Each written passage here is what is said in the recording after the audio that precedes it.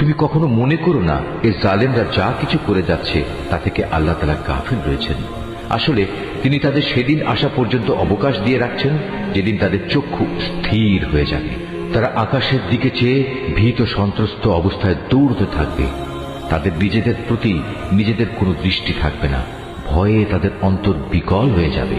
হে নবী, তুমি মানুষদের একটি ভয়াবহ দিনের আযাব আসা থেকে সাবধান করে দাও।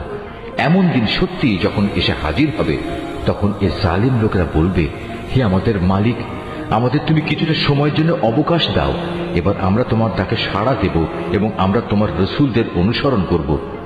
জবাবে বলা হবে, তোমরা কি সেসব লোক যারা ইতিপূর্বে শপথ করে নিজেদের মধ্যে বলাবলি করতে তোমাদের এই জীবনের কোনোই ক্ষয় নেই, অথচ তোমরা তাদের পরিত্যক্ত বাসভূমিতেই বাস করতে, যারা তোমাদের আগে নিজেদের উপর নিজেরা জুলুম করেছিল, এবং এ কারণে আমি তাদের প্রতি কি এ ধরনের আচরণ করেছিলাম তাও তোমাদের কাছে সুস্পষ্ট ছিল। তোমাদের জন্য আমি তাদের দৃষ্টান্ত উপস্থাপন করেছিলাম। সোজা পথে এরা বিভিন্ন চক্রান্তের পন্থা অবলম্বন করেছে। আল্লাহর কাছে তাদের সেসব চক্রান্ত লিপিবদ্ধ আছে, যদিও তাদের সে চক্রান্ত দেখে মনে হচ্ছিল তা বুঝি পাহাড় টলিয়ে দিতে পারবে। হে নবী, তুমি কখনো আল্লাহ তাআলাকে তার নবীদের দেয়া প্রতিশ্রুতি ভঙ্গকারী মনে করো না।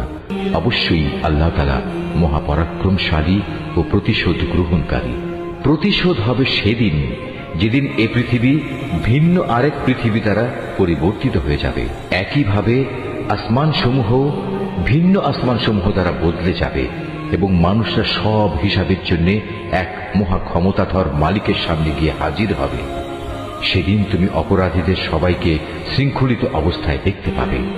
ওদের পোশাক হবে আলকাত্রার মতো বিভৎস, তাদের মুখমণ্ডল আগুন আচ্ছাদিত করে রাখবে। এটা এই কারণে আল্লাহ তাআলা প্রতিটি অপরাধী ব্যক্তিকেই তার কর্মের প্রতিফল দেবেন। অবশ্যই আল্লাহ তাআলা হিসাব গ্রহণে অত্যন্ত তৎপর। এ কোরআন হচ্ছে মানুষের জন্য এক মহা পয়গাম, যাতে করে এ গ্রন্থ দিয়ে পরকালীন আযাবের ব্যাপারে তাদের সতর্ক করে দেয়া যায়।